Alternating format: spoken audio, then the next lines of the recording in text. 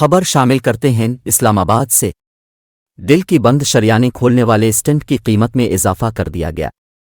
वफाकी हुकूमत ने दिल की बंद शरियानें खोलने में इस्तेमाल होने वाले स्टेंट की कीमतों में इजाफा कर दिया। Drug regulatory authority of Pakistan (DRP) ने दिल की शरियानें खोलने वाले स्टेंट्स की कीमतों में इजाफे का नोटिफिकेशन जारी कर दिया।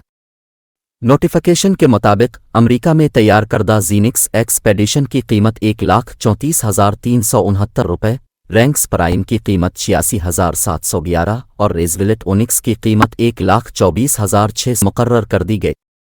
DRP के मुताबिक रेजविलेट इंटीग्रिटी की कीमत 58,851, प्रोमोस प्रीमियर की 75,846, प्रोमोस 11 प्लस की कीमत 60,844, ओसिरियो की 1,23,602 और फायर हाक की कीमत 63,205 रुपये मुकर्रर की गई है।